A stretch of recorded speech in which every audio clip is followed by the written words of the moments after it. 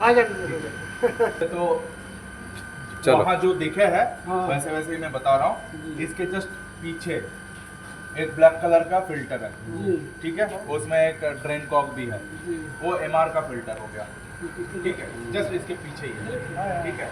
तो वहाँ से ऊपर में एक पाइप का वो है, बस आपका न्यूमेटिक पाइपलाइन गेज है, पता नहीं। pipeline है, उसमें एमआर इनपुट हो रहा है, वो एमआर जा रहा है, वो फिल्टर एलिमेंट के through filtered out, filter in होके वो आ रहा है कि एमआर की चेक वाल्व पे। चेक वाल्व का काम क्या है कि वो ऑपोजिट डायरेक्शन में एमआर में उल्टा प्रेशर ना करे, ठीक है। यहाँ आने के बाद वो उसके थ्रू आ रहा है ये आइसोलेटिंग कॉक, ठीक है। ये आइसोलेटिंग एमआर आइसोलेटिंग है, इसको आप काट देंगे तो फर्दर पैनल में कहीं एमआर नहीं पहुंचेगा। बट इसमें, हाँ, इसमें आने से पहले एक आपका वहाँ कट जाता है एयर प्रेशर में, सॉरी अपना एयर स्प्रिंग के लिए, ठीक है। एयर स्प्रिंग का क्या होता है, एयर स्प्रिंग वहाँ से जाता है इस पे, ठीक है। ये कटआउट कॉक के थ्रू वो पहुँचता है एयर स्प्रिंग का टैंक, एयर स्प्रिंग के टैंक के थ्रू वो पहुँचता है डायरेक्ट एयर स्प्रिंग में, ठीक है। अब ये इनकमिंग पाइपलाइन हो गया, ठीक है। एक इंडिविजुअल पाइपलाइन यहाँ एमआर जो आपका आइसोलेट हो रहा है, ठीक है, उससे पहले एक पाइपलाइन आपका जा रहा है पार्किंग ब्रेक के साथ, ठीक है। वो अब एमआर का 10 kg बनता है नॉर्मली, ठीक है। 10 kg का प्रेशर आएगा इस पे, ठीक है। ये पार्किंग ब्रेक का रेगुलेटर है, प्रेशर रेगुलेटर, प्रेशर रेगुलेटर, ठीक है। इसको कहाँ से होता है, ये चेकमेट हम लोग खोल लेंगे, ढीला कर लेंगे, फिर ऊपर का ये घूम जाता है, ठीक है। टाइट करेंगे, प्रेशर ज़्यादा होगा क्योंकि स्प्रिंग टाइप है, लोड ज़्यादा होगा तो ज़्यादा प्रेशर लगेगा और लोड को ओवरकम करने के लिए, और ढीला करेंगे तो प्रेशर वो हो जाएगा, ठीक है। अब इसमें क्या होगा, इसको हम लोग सेट करते हैं कि फर्दर इस चैनल पे जो पार्किंग ब्रेक का चैनल है उसके लिए। अब पार्किंग ब्रेक में क्या है कि 6-6.5 kg का प्रेशर से चल जाता है, क्योंकि 6 kg में पार्किंग ब्रेक रिलीज हो जाता है। पार्किंग ब्रेक का फंडा नॉर्मल ब्रेकिंग से जस्ट ऑपोजिट है। नॉर्मल ब्रेकिंग में क्या है कि डीसी सिलेंडर में प्रेशर जाएगा और ब्रेक लगेगा, अप्लाई होगा। पार्किंग ब्रेक का फंडा ये है कि पार्किंग ब्रेक का जो सिलेंडर है उसमें प्रेशर जाएगा 6 kg का, तो पार्किंग ब्रेक रिलीज हो जाएगा, ठीक है। वो एक्चुएटर स्प्रिंग टाइप है, उसको स्प्रिंग को ऑपोजिट डायरेक्शन में धक्का के रिलीज करता है, तो वो फिर आता है इसमें, ठीक है, पार्किंग ब्रेक का कटआउट का, ठीक है। उसके बाद ये बाइस्टेबल मैग्नेट वाल्व में जाता है, और बाइस्टेबल मैग्नेट वाल्व के पार्किंग ब्रेक के लाइन पे ही पार्किंग ब्रेक का प्रेशर स्विच लगा हुआ है, ठीक है। अब बाइस्टेबल मैग्नेट वाल्व इसको क्यों कहते हैं, क्योंकि ये इलेक्ट्रोन्यूमेटिकली भी कनेक्टेड है और मैनुअली भी है, ठीक है। और इसमें क्या है कि इसका जो प्रेशर है ये फॉल और राइजिंग देखिए यहाँ 4.5 5.5 लिखा हुआ है, ठीक है। ये पहले सेटिंग इतना था, ठीक है, 6 और 5.2, उसको हम लोग चेंज करके बता दिए, ठीक है। ये रेट्रोफिटमेंट आया था।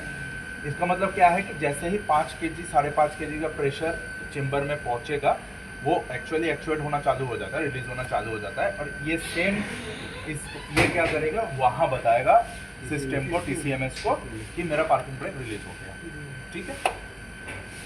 सिमिलरली अगर 4.5 के नीचे जैसे ही प्रेशर डाउन होता है, वो टीसीएमएस को मैसेज करेगा मेरा पार्किंग ब्रेक अप्लाई हो गया, ठीक है। 4.5 5.5, ठीक है। तो और अभी काम के साथ साथ मैं थोड़ा बहुत ट्रबल शूटिंग भी बता दे रहा हूँ। अगर कोई भी नॉर्मली हम लोगों का प्रैक्टिस क्या रहता है कि कहीं गाड़ी खड़ी होती है, चाहे वो एंड स्टेशन में हो या सोर्स स्टेशन पे हो, हम लोग वहाँ पार्किंग ब्रेक अप्लाई करते हैं, ठीक है। होल्डिंग तो गाड़ी लगा के ड्राइवर चला जाता है, वो पार्किंग अप्लाई कर देते हैं, और फिर वहाँ से पार्किंग का वो पुश बटन है, 10 सेकेंड प्रेस करके रखते हैं रिलीज का, तो रिलीज होता है। अब कभी मान के चलिए कोई पर्टिकुलर कार में आपका पार्किंग ब्रेक रिलीज नहीं हुआ, वहाँ दिखा रहा है कि वो आप देख सकते हो ना कि इसमें पार्किंग ब्रेक, ठीक है, लगा है, तो यहाँ आपको आना पड़ेगा। अब हाँ, पर्टिकुलर उस कोच में तो उसमें 2 चीज़ हो सकता है, या तो इसके वजह से यहाँ कोई भी कारण से एक्चुएट नहीं किया है रिलीज साइड का, ठीक है। रिलीज का एक्चुएट करने का मतलब क्या है, ये पोर्ट खोल देगा, प्रेशर भरेगा सिलेंडर में, ठीक है। तो या तो ये एक्चुएट नहीं हुआ है, हम लोग इसको यहाँ से रिलीज कर सकते हैं, ठीक है।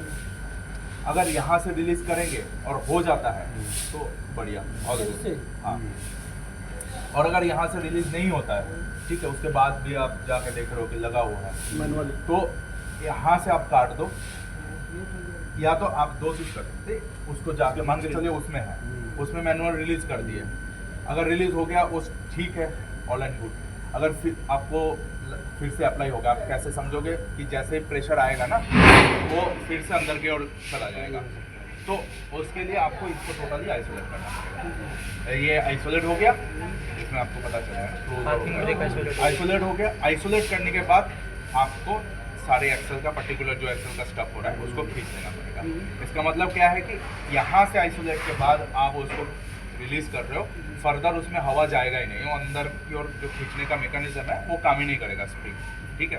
वर्किंग आपका अल्टीमेटली मैनुअली आइसोलेट ना, इसको ऐसे ही छोड़ना पड़ेगा। हाँ, फिर आपको देखना पड़ेगा क्यों ऐसा हुआ था। रास्ते में हुआ है, जल्दी हमें करना है ना, तो इसलिए उसको आइसोलेट करके लेके जाएंगे। डिपो के लिए नहीं बोल रहा हूँ मैं, वो इंस्ट्रक्शन के लिए बोल रहा हूँ। अच्छा, हर ऐसा उसमें ना आपको एक छोटा सा ये दिखेगा, इसका अंदर ना एक्चुअली माइक्रो स्विच रहता है, वो कुछ नहीं है, एक छोटा सा स्विच है, ये जैसे हम लोग घुमाते हैं वो प्रेस होता है, जैसे क्लोज होगा वो यहाँ से एक हाई वोल्टेज कंटेंट का वोल्टेज ऊपर भेजता है। यहाँ पे इसको सिलेक्ट करते हैं ना, तो यहाँ से दिखता है। हाँ हाँ,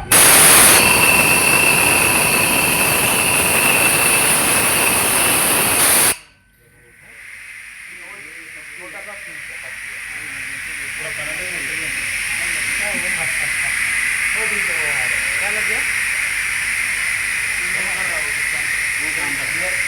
ये इससे है कि कुछ भी हम लोग आइसोलेट करते हैं वो TCMS को पता चले, ठीक है। और TCMS को जैसे पता चलेगा वहाँ आपको वो पर्टिकुलर मैसेज को एक्नॉलेज करके ओवरराइड करना पड़ेगा। तो